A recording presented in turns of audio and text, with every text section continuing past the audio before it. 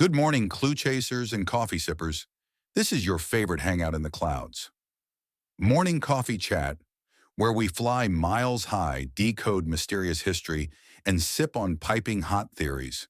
Today, we're veering off the map and into the mountains. But not just any mountains.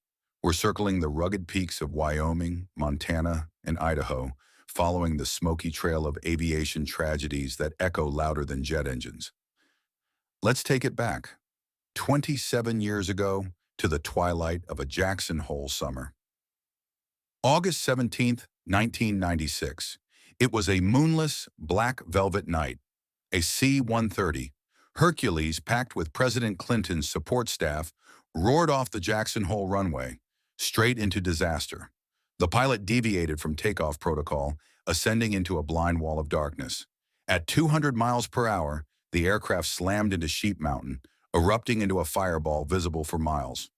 "My radar altimeter just died," the pilot's final words.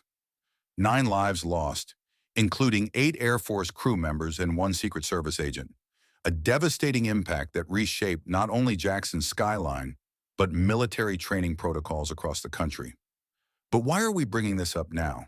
Because clues often lie not only beyond the map's edge, but beneath wreckage. And this isn't the only story written in Mountain Fire. In Beyond the Map's Edge, the word pilot is used 4 times. Plane and airplane are each mentioned once. And nestled within the cryptic story is a chilling account of another wreck, one buried by time and pine needles near Sawtooth Lake. The book mentions they were spraying to kill beetles, but old records tell a different tale. Summer of 1957, a converted Navy torpedo bomber was deployed by the U.S. Forest Service to fight off spruce budworm. The pilot, James Leonard, World War II, Navy veteran, and his wife were both killed when the aircraft crashed while flying low in the Beaverhead National Forest, Montana. Half a century later, the wreckage still haunts the mountain. Some of the fuselage remains, scattered across the rim like clues left behind by fate. And just last year, July 2024, 2 more aerial incidents scorched the map. A helicopter crash in the Sawtooth National Forest during a wildfire mission. The pilots survived and hiked out to safety. Meanwhile, in Montana, a single-engine firefighting aircraft crashed into a reservoir while scooping water. The pilot didn't make it. These remote locations, Redfish Lake, Helena Reservoir, Jackson Hole, seem to echo the same ominous patterns. Mountains, fire, plains, tragedy. You want more wreckage in the wilderness? Wyoming and Montana hold plenty. Here's a quick flyover. 1985. Wind River Range, Wyoming.